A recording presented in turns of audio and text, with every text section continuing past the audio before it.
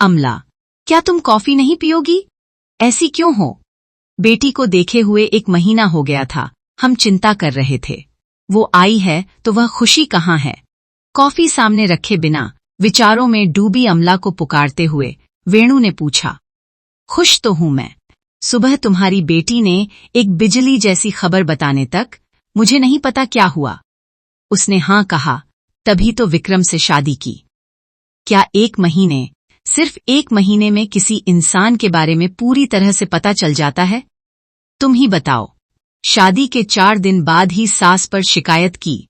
चलो जाने दो, छोटी बच्ची है, क्या अच्छा है क्या बुरा पता नहीं होगा, ऐसा सोचकर चुप रही। छोटी बातों को खींच कर तूफान बना लिया। कह रही है कि वो विक्रम के साथ नहीं रहेगी, और अब तो साफ मना कर रही है। आंखें पोंछकर अमला ने कहा, मैं बात करूंगा। छोटी बच्ची है, उसमें अभी समझने और सही से पेश आने का विकास नहीं हुआ है, वेणु ने कहा। छोटी बच्ची है, लेकिन 24 साल की है, तो क्या वह ऐसी भी छोटी नहीं है कि वह स्वभाव को न समझ सके? अमला ने गुस्से में कहा। विक्रम क्या कह रहा है? एक बार उनकी मां से बात कर लें तो समस्या क्या है, यह साफ समझ में आ जाएगा। वेणु ने पहल करके विक्रम को फोन किया। 2 बार करने पर भी जब उसने नहीं उठाया तो वेणु को थोड़ी घबराहट होने लगी। उठा नहीं रहा है अमला। क्या मैं उनके घर जाऊं? अभी वह कुछ और कहने ही वाले थे कि फोन बज उठा। देखा तो विक्रम का फोन था। हाँ बेटा, मैं वेणुगोपाल हूं। क्या तुम ऐसे बात कर रहे हो जैसे अभी परिचय हुआ हो? इस अंदाज में अमला ने देखा। मामा जी, आपका नंबर मेरे पास है, बताइए। मामी जी, आप कैसे हैं?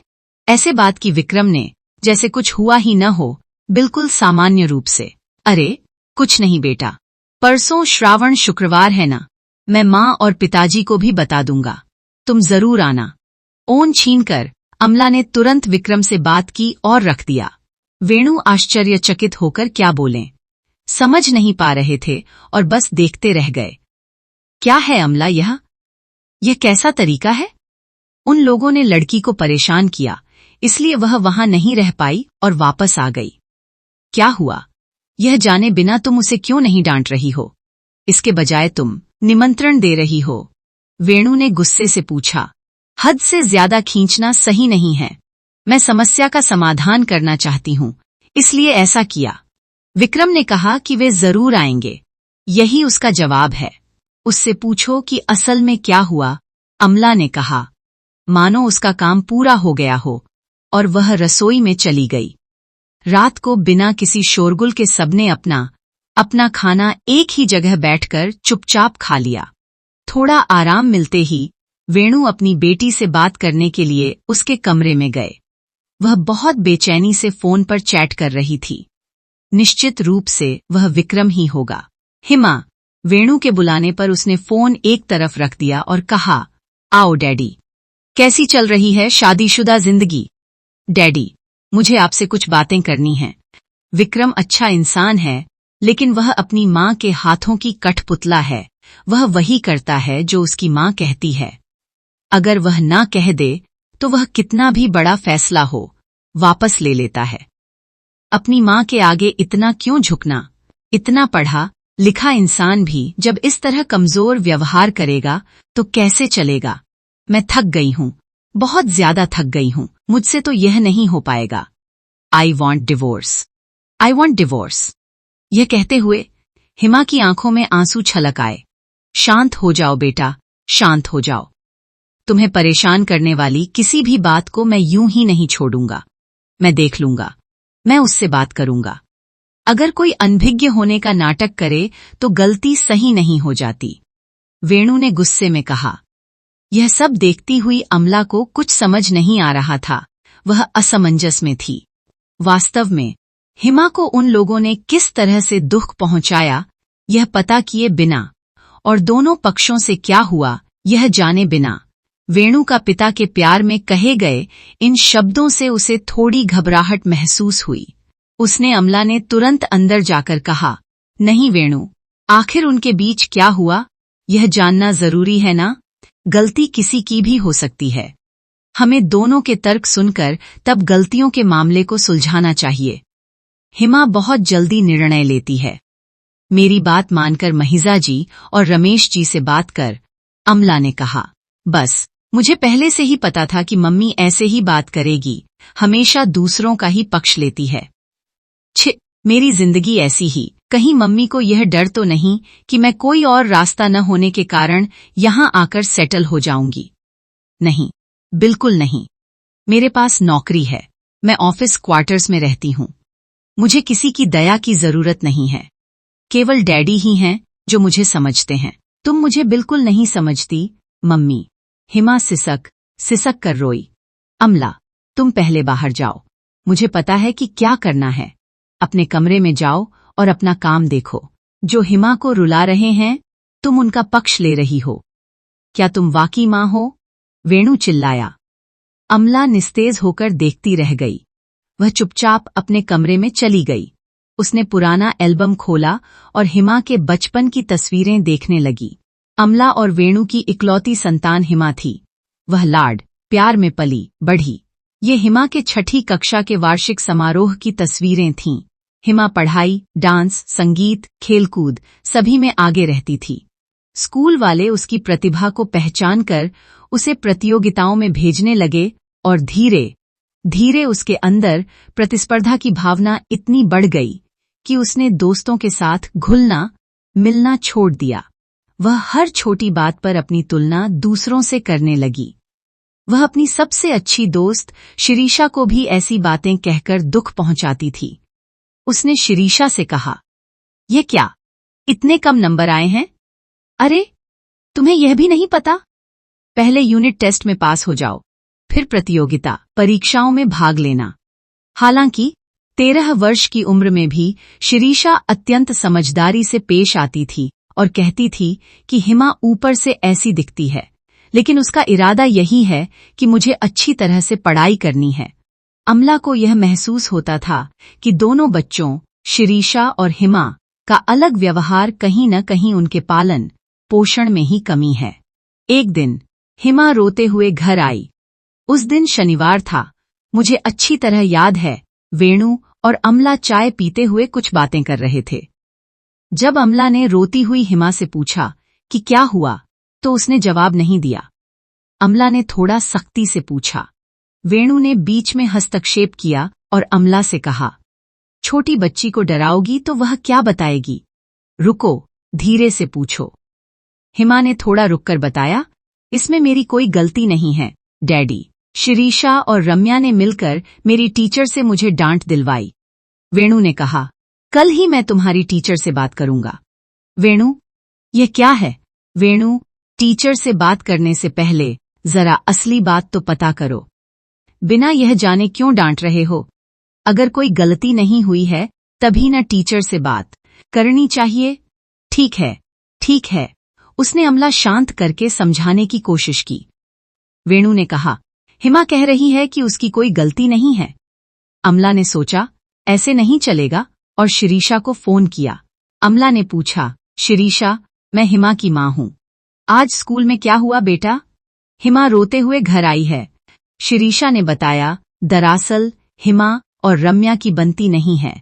मतलब रम्या और हिमा के बीच कोई समस्या नहीं है। फिर भी पता नहीं क्यों वे उत्तर और दक्षिण ध्रुव एक दूसरे के विपरीत की तरह रहती हैं। शिरीषा की बात करने का तरीका अमला को बहुत पसंद आया, भले ही वह छोटी बच्ची थी। हिमा के स्कूल देर से आने के कारण रम्या ने आज प्रेयर मीटिंग में गाना गाया था। टीचर ने हिमा को डांटा। इस पर हिमा रम्या से झगड़ पड़ी, बोली, अगर मैं नहीं आई तो तुम्हें स्टेज पर क्यों जाना चाहिए? मैंने रम्या का पक्ष लिया, बस इसीलिए उसने मुझसे और रम्या से झगड़ा करके बात करना बंद कर दिया। हिमा का स्वभाव जानकर मैं चुप रही, लेकिन रम्या ने शिकायत कर दी। शिरीषा ने बताया, टीचर ने हिमा को 2 पीरियड के लिए सस्पेंड कर दिया और आगे से यह नहीं दोहराने की चेतावनी देकर डांटा। चूंकि गलती हिमा की ही थी, इसलिए अमला ने उसे डांटा, पर वेणु हमेशा की तरह उसका पक्ष लेकर आए। माँ के डांटने और पिता के हमेशा पक्ष लेने के कारण हिमा ने माँ से अपनी बातें शेयर करना बंद कर दिया। 3 महीने पहले हिमा ने अपने जिगरी दोस्त के बेटे से हिमा को पूछकर जब दोनों को एक दूसरे को पसंद किया तो बड़ी धूमधाम से उनकी शादी करवा दी थी। वेणु की एक छोटी बहन थी, एक अच्छी संस्कारी लड़की जिसका नाम विनमयी था। सभी ने सोचा कि हिमा ससुराल वालों के साथ भी अच्छे से घुल मिल गई है, पर न जाने क्या हुआ, अचानक वह कह रही है कि वे हमारे लिए सही नहीं हैं। वह तलाक डिवोर्स की बात कर रही है। अमला को इस चिंता से कुछ भी समझ नहीं आ रहा है कि कहीं वह जल्दबाजी में फैसले लेकर अपनी जिंदगी बर्बाद न कर ले। वेणु के बुलाने पर अमला अपनी सोच से बाहर निकलकर क्या बात है पूछती है। वेणु ने कहा, हिमा के मामले में मैं कुछ गलत तो नहीं कर रहा हूं ना? मैंने तो उसे सांत्वना देने के लिए ऐसे ही बात की थी, पर न जाने क्यों विक्रम की तरफ से भी सोचना सही लगता है। तुम क्या कहती हो? अमला ने कुछ राहत के साथ जवाब दिया, मैं यही कहूंगी कि तुमने सही बात कही। वेणु ने फिर कहा, ठीक है, मान लो हिमा और उनके बीच झगड़े के कारण तुमने उसे सीधे घर आने का न्योता दिया है। तुम इससे कैसे निपटोगी? हिमा तो हर बात मुंह पर दिखा देती है। हमारी बच्ची है इसलिए हम तो बर्दाश्त कर लेंगे, लेकिन वे लोग ऐसे कैसे बर्दाश्त करेंगे? क्या हो अगर हम खुद एक बार उनसे बात करें? अमला ने उत्तर दिया, छुपकर लड़ाई की कोई जरूरत नहीं है। हमें दोनों को एक साथ बिठाकर बात करनी चाहिए। दोनों का पक्ष सुनने के बाद तब देखते हैं, अमला ने कहा। इतने में वेणु का फोन बजा। दूसरी तरफ विक्रम के पिता थे। वेणु ने अमला की ओर देखा, जैसे कह रहा हो कि वह नहीं उठाना चाहता। उठाओ, अमला ने कहा। नमस्ते, आप कैसे हैं? वेणु ने कहा, आपकी पत्नी ने हमें त्योहार के लिए आमंत्रित किया, लेकिन आपकी बच्ची मेरे बेटे को फोन करके उल्टा सीधा बोल रही है। आखिर क्या झगड़ा है? क्या आप लोग आपस में बात नहीं करते या बात करके हमें ऐसे अपमानित कर रहे हैं? वेणु जी, भले ही हम कितने ही गहरे दोस्त हों, कितनी भी नजदीकी हो, लेकिन अब हम समधी हैं। एक बार सोचकर निर्णय लेना उचित रहेगा। मैं रखता हूं। विक्रम के पिता वेणु के अच्छे दोस्त थे, लेकिन उनके आप लोग कहकर बात करने के अंदाज में, उनके स्वर में गुस्सा, ताना और निराशा साफ झलक रही थी, जिसने वेणु को दुविधा में डाल दिया। तुरंत अमला ने विक्रम को फोन किया और कहा, विक्रम, तुम्हें और हिमा के बीच क्या हुआ? गलती किसी की भी हो, जल्दबाजी में लिया गया निर्णय दोनों को दुख देगा, इसलिए बिना किसी झिझक के बताओ। आंटी, हिमा बहुत अच्छी लड़की है। आपने उसे बहुत अच्छे से पाला है, लेकिन उसमें मौजूद दबंगई डोमिनेशन की आदत ने मुझे बहुत परेशान किया। हर बात में अपनी बात मनवाने की उसकी आदत। यह आदत बहुत से लोगों में होती है, पर हिमा में थोड़ी ज्यादा है। इस बात से मेरी माँ को बहुत दुख हुआ। उसको सुबह जल्दी उठना पसंद नहीं है, खाना भी वह नहीं बनाती है। वह भी नौकरी करती है, इसलिए मैंने सोचा कि काम का बोझ नहीं होना चाहिए। इसलिए मैंने हर चीज के लिए एक इंसान को रख लिया है। सुबह कुक खाना बनाने वाली आती है, खाना बनाकर चली जाती है। शाम को हमें खुद बनाना पड़ता है। हर रोज हम स्विगी और जोमैटो से कुछ न कुछ मंगवा लेते हैं। एक दिन इसी बात पर हमारे बीच बहुत बड़ी लड़ाई हो गई। मैंने कहा कि लड़की होने के नाते उसे थोड़ा बहुत खाना बनाना आना चाहिए। मैंने इससे ज्यादा एक शब्द भी नहीं कहा। मैं अगर उसकी गलती दिखाऊं तो उसे अच्छा नहीं लगता। जब मेरी माँ आती थी तो वही सारा खाना बनाती थीं। एक दिन मैंने और हिमा ने फिल्म जाने का प्लान बनाया। उसी दिन मेरी माँ आ गईं। हम लोग भाभी के घर गए।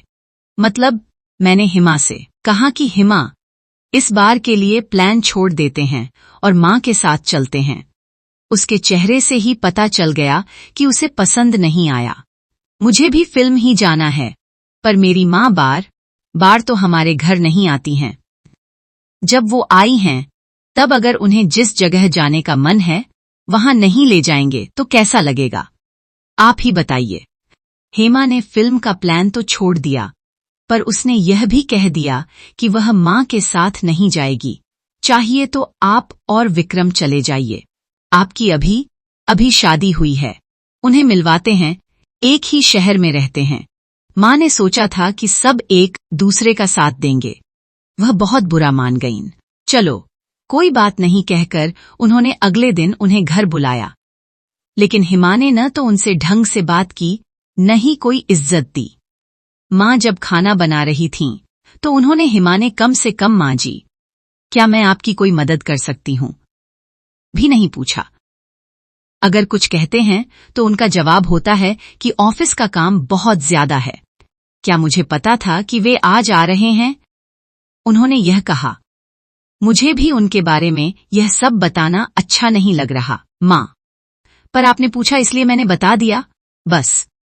मैंने यह नहीं सोचा था कि वह इतना बखेड़ा खड़ा करेंगी। हम नहीं आएंगे, मां जी, आप छोड़ दीजिए, विक्रम ने कहा। फोन रखकर अमला सोच रही थी कि क्या किया जाए जिससे यह समस्या सुलझ जाए। अमला ने सोचा कि विक्रम की मां को फोन करके बात करे, जो हुआ उसके लिए माफी मांग ले और सबको मिला दे तो शायद ठीक रहेगा। भाभी, आप कैसी हैं? मैं अमला बोल रही हूं, कहकर उसने फोन मिलाया। हाँ, हम ठीक हैं। और आप? विक्रम की मां महिजा ने सामान्य तरीके से बात की। मैं कह रही थी कि हिमा ने आपको दुख पहुंचाया। मुझे और मेरी बेटी को माफ करके आप सामान्य हो जाए तो। अमला ने झिझकते हुए कहा, यहां किसी को माफ करने की जरूरत नहीं है, अमला जी। यह तो बच्चों जैसी जिद है। मेरा बेटा मेरे पास ही बड़ा हुआ है। वह बिना मुझे बताए, मुझसे पूछे कुछ नहीं करता। मुझे दुख पहुंचाने वाली कोई भी बात वह बर्दाश्त नहीं करता। लेकिन वही रवैया अगर पत्नी के साथ भी रहेगा तो झगड़े तो होंगे ही ना। मैंने खुद ही बीच में आकर बात करने का सोचा था, पर हिमा ने जल्दबाजी की। वह एक जिद्दी बच्ची है, इसलिए उसने विक्रम से झगड़ा कर लिया। विक्रम को भी गुस्सा ऐसे ही आ जाता है। भिन्न स्वभाव वाले पार्टनर्स के बीच ऐसी बातें होना स्वाभाविक है, परंतु इस पीढ़ी के बच्चे इसे कोई इंटरनेशनल लेवल का विवाद समझकर तलाक तक ले जा रहे हैं। यदि सच में इतनी बड़ी समस्या हो कि अलग होना पड़े, तो हम ऐसे माता पिता नहीं हैं जो उन पर दबाव डालकर उन्हें साथ रहने के लिए मजबूर करें, है ना अमला जी? इसमें न तो हम यह कह सकते हैं कि केवल हिमा की गलती है और न ही विक्रम की। हिमा के अंदर जो प्रभुत्व डोमिनेशन है और विक्रम में जो अति संकोच है। हर बात में मां से पूछकर करने की आदत, इन दोनों बातों की आपस में नहीं बनी। वक्त के साथ सहनशीलता और धैर्य अपने आप आ जाएंगे। आप बेटी पर गुस्सा न करें। इस जमाने में जहां माता पिता लड़कियों को इतना लाड प्यार देकर पालते हैं कि उन्हें एक बात भी कहो तो वे बर्दाश्त नहीं कर पाती और पलटकर जवाब देती हैं। आपने कितनी परिपक्वता से काम लिया है, जानती हैं आप हिमा को समझाएं। उन दोनों का जीवन किसी विंधु भोज दावत जैसा है, उसे मिट्टी में न मिलाए, यही कहूंगी। हम आपके घर पूजा के लिए जरूर आएंगे, मही ने कहा। मही के नाम में जो गुण है वह उसके मन में भी है। अमला ने सोचा कि ऐसी सास पाकर हिमा कितनी भाग्यशाली है। उसने वेणु को भी सब कुछ बता दिया। दोनों यह सोचने लगे कि हिमा को कैसे समझाए, और इसी बीच अमला डाइनिंग टेबल पर नाश्ता कर रही हिमा के पास बैठकर टूटी हुई पुरानी कांच की गुड़िया को चिपका रही थी। माँ, क्या हुआ? हिमा ने पूछा। तुम्हारे पिताजी ने हमारी शादी के शुरुआती दिनों में यह कांच की गुड़िया मुझे तोहफे में दी थी, टूट गई। ऐसी गुड़िया मुझे फिर कहीं नहीं मिली। जब हम किसी चीज को बहुत पसंद करते हैं और वह टूट जाए तो उसे फेंकने की जरूरत नहीं है ना? यदि मुश्किल से धैर्य के साथ चिपकाए तो वह और भी सुंदर दिखाई देती है। यह गुड़िया है या बंधन? अमला ने कहा। क्या कह रही हो? बीच में बंधन कहाँ से आया? गुड़िया अलग है, बंधन अलग है माँ, हिमा ने कहा। बंधन गुड़िया से भी अधिक मूल्यवान है बेटी। सच तो यह है कि कोई भी किसी के लिए परफेक्ट नहीं होता। भगवान ने ऐसे बंधन बनाए ही नहीं हैं। अगर तुम्हें लगता है कि कुछ समझौता जीवन में आनंद देंगे, तो समझौता करने में कोई बुराई नहीं है, लेकिन अगर वह समझौता तुम्हारे जीवन को तहस नहस कर दे, तुम्हें तुम जैसा न रहने दे और तुम्हारी भावनाओं और इच्छाओं को बांध दे, तो मैं तुम्हें जरूर आगाह करती कि तुम वैवाहिक बंधन तोड़ दो। वास्तव में तुम्हारे वैवाहिक जीवन में जो कुछ भी है, वे सब बचकानी लड़ाइयां हैं, समझी? अभी वे बड़ी लगती हैं, पर कुछ वर्षों बाद याद करके तुम्हें हंसी आएगी। हिमा, एक बात हमेशा याद रखना, जब तुम्हारी किसी ऐसे व्यक्ति से लड़ाई हो जिसे तुम बहुत प्यार करती हो, तो उनके साथ बिताए सबसे मीठे पलों को याद करो। गुस्सा कमल के पत्ते पर पानी की बूंद की तरह उड़ जाएगा। क्या कहती हो? अमला ने कहा। पास में बैठकर उनकी बातें सुन रहे और अखबार पढ़ रहे वेणु ने एक संतोष भरी मुस्कान दी। अमला और हिमा को देखकर अंदर गई हिमा आधे घंटे बाद बाहर आई और बोली, माँ, विक्रम को पूरण बहुत पसंद हैं। मैं उन्हें पूजा में नैवेद्य के रूप में बनाऊंगी। क्या तुम मुझे बनाना सिखाओगी? मैं सीखूंगी। ठीक है, अमला ने कहा। ऊपर से एक ही शब्द में जवाब देने के बाद भी वेणु और अमला ने जैसे किलो भर का बोझ उतर गया हो, वैसे राहत की सांस ली। ये केवल हिमा और विक्रम की कहानी नहीं है। कई जोड़े कुछ ही दिनों में एक दूसरे को जर्ज करके निर्णय ले लेते हैं और अपने मूल्यवान जीवन को बर्बाद कर रहे हैं, लेकिन वास्तव में इन मामलों में माता पिता की बड़ी जिम्मेदारी होती है। आपके कुछ शब्द उनके जीवन को बचा सकते हैं। यदि आपको यह कहानी पसंद आई है तो कृपया लाइक पसंद करें। साथ ही चैनल को सब्सक्राइब करना न भूलें। अपनी मूल्यवान राय कमेंट बॉक्स में दें। आप सभी को धन्यवाद।